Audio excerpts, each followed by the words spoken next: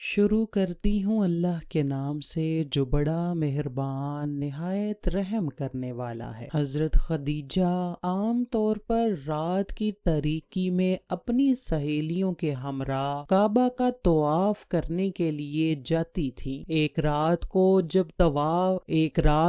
جب طواف کعبہ کے لیے گئی تھیں، طواف بجا لانے کے بعد کعبہ کے دروازے کے سامنے کھڑی ہو کر اپنے پروردگار سے راز و نیاز کرنے میں مشغول ہوئیں اور نصف شب کو گھر لوٹی۔ بستر پر لیٹتے ہی آپ سو گئیں اور آپ نے خواب میں سورج کو انسان کی شکل میں دیکھا کہ مکہ کے آسمان سے طلوع ہو کر رفتہ رفتہ ان کے گھر کی طرف آ رہا ہے۔ جب سورج ان کے گھر میں پہنچا تو وہاں پر رک کر اس نے تمام دنیا میں نور پھیلا دیا اور لوگ جوک در جوک اس سورج کو دیکھنے کے لیے ان کے گھر آ رہے تھے۔ آپ بیدار ہوئیں تو دوبارہ نیند ہی نہ آئی، کیونکہ آپ جانتی تھی کہ یہ کوئی عام خواب نہیں ہے۔ صبح اور سورج طلوع ہونے کے بعد وہ فوراً اپنے چچیرے بھائی ورقہ بن نوفل کے گھر گئیں اور جو کچھ خواب میں دیکھا تھا اسے منوعن ان کے سامنے بیان کیا۔ جو ہی ان کی بات ختم ہوئی، ورقہ بن نوفل کے چہرے پر ایک خوبصورت مسکراہٹ رونما ہوئی اور انہوں نے حضرت خدیجہ سے مخاطب ہو کر کہا، مبارک ہو تم پر اے میری چچا زاد بہن، اگر تمہارا خواب صادق ہوا تو نور نبوت تمہارے گھر آئے گا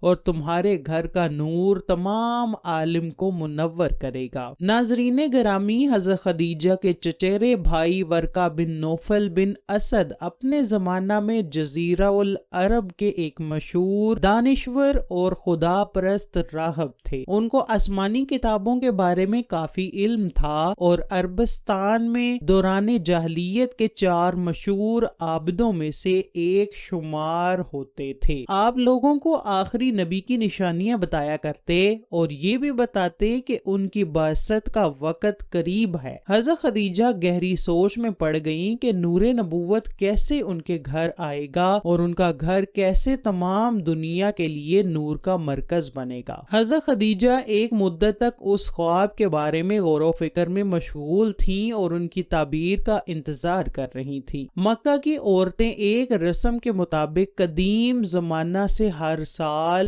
ماہ رجب کی ایک رات کو کعبہ کے پاس جمع ہوتی تھیں اور جشن و سرور کی ایک محفل منعقد کرتی تھیں اور اس محفل میں اہل کتاب میں سے ایک دانشور کو تقریر کرنے کی دعوت دی جاتی تھی۔ ایک رات کو ایسی ہی ایک محفل منعقد ہو رہی تھی۔ جب حضرت خدیجہ اس محفل میں پہنچی، اس وقت ایک یہودی عالم نے تازہ اپنی تقریر شروع کی تھی۔ اس کی اس تقریر کے دوران اچانک حضرت محمد صلی اللہ علیہ وسلم کعبہ کے پاس سے گزرے۔ تقریر کرنے والے اہل کتاب کی نظر جوں ہی حضرت صلی اللہ علیہ وسلم پر پڑی تو اس نے اپنی تقریر کو روک کر عورتوں سے یوں خطاب کیا، اے قریش کی خواتین، جو جوان ابھی ابھی کعبہ کے پاس سے گزرا وہ مستقبل میں پیغمبر آخر الزمان ہوگا۔ آپ میں سے جو بھی اس کی شریک حیات بن سکتی ہو اس میں تاخیر نہ کرنا۔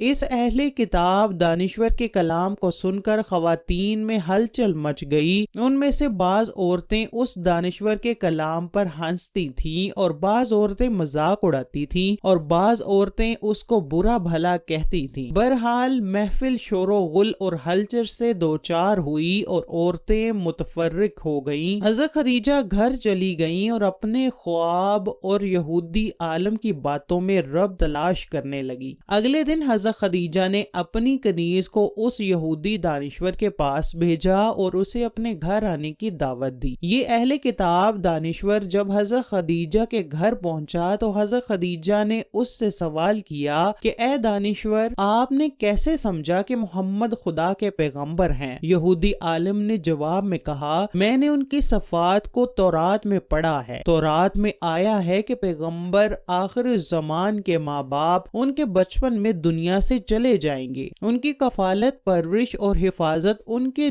جد کریں گے اور وہ قریش کی ایک خاتون سے شادی کریں گے جو اپنی قوم کی عظیم خاتون ہوگی اور اپنے قبیلہ میں امیر اور صاحب تدبیر ہوں گی۔ اس کے بعد اس یہودی دانشور نے حضرت خدیجہ سے مخاطب ہو کر کہا، اے خدیجہ، میری اس بات کو اپنے پاس محفوظ رکھنا اور اسے فراموش نہ کرنا۔ اس کے بعد اس دانشور نے حضرت کی عظمت و جلال کے بارے میں چند اشعار پڑھے اور واپس جاتے وقت حضرت خدیجہ سے مخاطب ہو کر کہا، کوشش کرنا کہ محمد کو نہ کھو دینا، ان کے ساتھ شادی کرنے میں دنیا اور آخرت کی سعادت ہے۔ حبیب خدا، سرور کائنات، احمد مجتبی حضرت محمد صلی اللہ علیہ وآلہ وسلم 25 برس کے ہوئے تو خشک سالی نے مکہ کو گھیر لیا، تو جناب ابو طالب نے حضرت محمد سے مخاطب ہو کر کہا، اے میرے بھتیجے، ہم سخت حالات سے دوچار ہیں، میں بھی بوڑھا اور تنگ دست ہو چکا ہوں اور زندگی کے آخری ایام گزار رہا ہوں۔ میری تمنا ہے کہ مرنے سے پہلے آپ کے لیے ایک شریک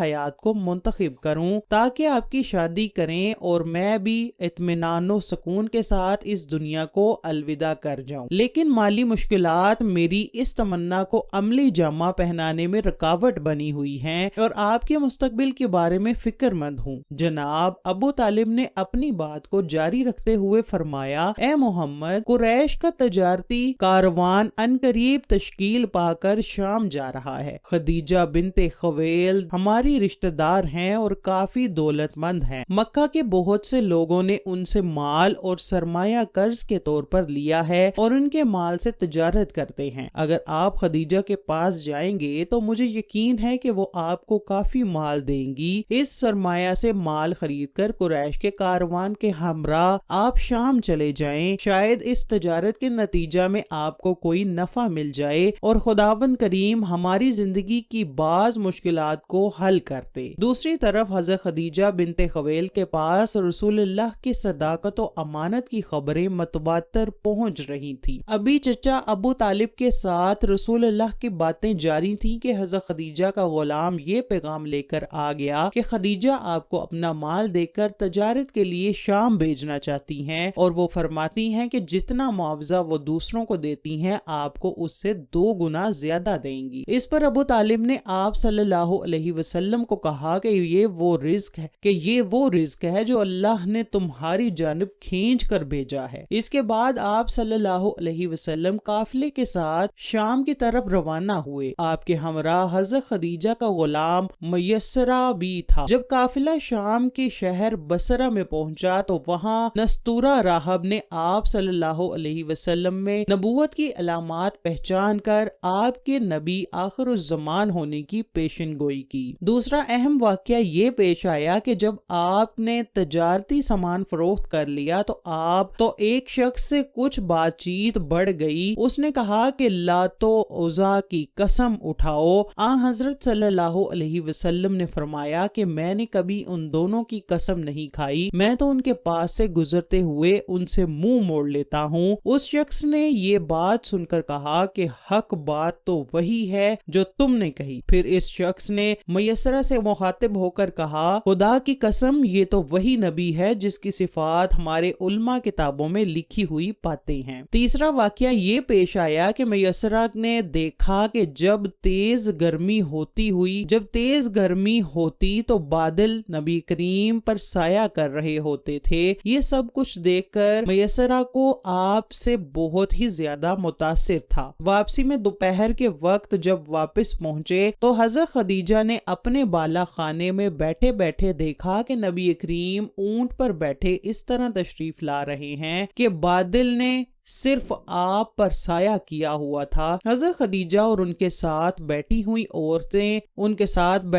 عورتوں نے یہ منظر دیکھ کر بہت تعجب کیا۔ قافلہ رکا تو میسرہ حضرت خدیجہ سے ملنے گیا اور سارے سفر کی روداد سنائی۔ حضرت خدیجہ جو رسول اللہ سے پہلے ہی متاثر تھیں، وہ سفر کے واقعات سن کر آپ کی گرویدہ ہو گئی، بلکہ ان کا رسول اللہ کو تجارتی سفر پر بھیجنے کا مقصد بھی یہی تھا کہ کسی طرح حضور کریم سے ملاقات ہو سکے، چنانچہ میسرہ کو کہا گیا کہ اب محمد کو بھیجو تاکہ میں ان سے تجارت کا حساب لے سکوں۔ نبی رحمت جب حضرت خدیجہ کے سامنے آئے تو آپ کا روشن چہرہ دیکھ کر حضرت خدیجہ دنگ رہ گئی اور بے ہوشی کا عالم طاری ہو گیا۔ اسی دوران رسول اللہ نے سارا حساب تجارت کیا اور واپس تشریف لے گئے۔ جب آپ صلی اللہ علیہ وسلم چلے گئے تو تب حضرت خدیجہ ہوش میں آئیں اور میسرہ سے پوچھا کہ محمد کدھر ہیں؟ میسرہ کہنے لگا کہ وہ تو آپ کو سارا حساب دے کر چلے گئے ہیں۔ خیر، حضرت خدیجہ نے اپنے مال میں ایسی امانت و برکت دیکھی جو اس سے پہلے کبھی نہ دیکھی تھی۔ مال کی خرید و فروخت کا حساب دیکھا، منافع دگنے سے زیادہ تھا۔ آپ نے فوری اپنے غلام میسرہ کو رسول کے پیچھے بھگایا اور طے شدہ معاوضے سے بھی 2 گنا منافع حضور کریم کو بھیج دیا۔ حضرت خدیجہ بہت زیادہ دور اندیش، مستقل مزاج، شریف، باعزت اور بہت مالدار خاتون تھی۔ انہوں نے آپ سے نکاح کا فیصلہ کر لیا اور اپنی سہیلی نفیسہ بنت منیہ کے ہاتھ رسول اللہ کو نکاح کا پیغام بھجوا دیا۔ رسول اللہ کے حضرت خدیجہ رضی اللہ تعالی عنہا سے نکاح کے حوالے سے ایک پہلو ملحوظ رہنا چاہیے جس سے حضرت خدیجہ کی طہارت و نزاہت اور رسول اللہ کے ساتھ نکاح میں رغبت کی وجہ آشکارا ہو جاتی ہے۔ چنانچہ بعض روایات سے یہ بات معلوم ہوتی ہے کہ حضرت خدیجہ کے چچا زاد ورقہ بن نوفل جو زمانہ جاہلیت میں ہی نصرانیت قبول کر چکے تھے، وہ عبرانی زبان بھی جانتے تھے اور انجیل عبرانی میں پڑھ کر اپنے اقربا کو اس کی روشنی میں واعظ و نصیحت بھی کرتے تھے اور ایک آخری نبی کے آنے کی بشارت بھی سناتے تھے۔ عمر کے اعتبار سے یہ بزرگ تھے اور حضرت خدیجہ ان کے یہ نصائح اور سچے نبی کی بشارت بہت شوق و رغبت سے سنتی تھی۔ نیز یہ بھی سنتی تھی کہ اس نبی عظیم الشان کی بعثت کا زمانہ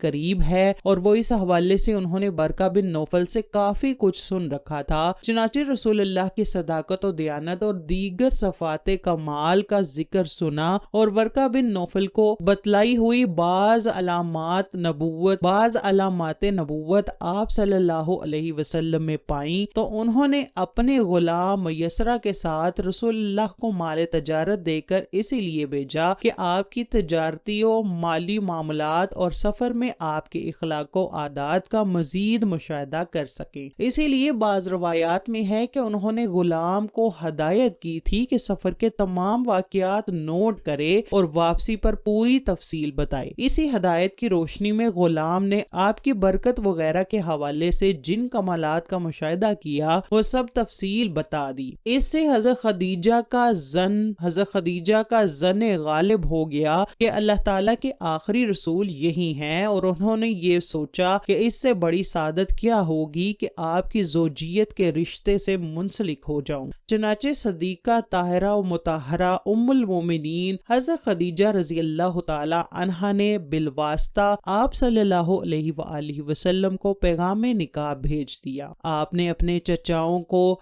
مذکورہ رشتہ کے سلسلہ میں آگاہ فرمایا، جس کے بعد آپ کے چچا حضرت حمزہ رسول اللہ کے ساتھ حضرت خدیجہ کے والد خویلد بن اسد کے پاس رشتہ لے کر آئے۔ بمطابق روایت ابن اسحاق، جبکہ مبردو دیگر کے قول کے مطابق حضرت خدیجہ کے والد کا انتقال ہو چکا تھا، حضرت حمزہ رشتہ لے کر حضرت خدیجہ کے چچا عمرو بن اسد کے پاس تشریف لائے۔ رشتہ طے پانے کے بعد نبی آخر الزماں صلی اللہ علیہ وآلہ وسلم اور حضرت خدیجہ کے نکاح کی تقریب حضرت خدیجہ کے گھر میں منعقد ہوئی۔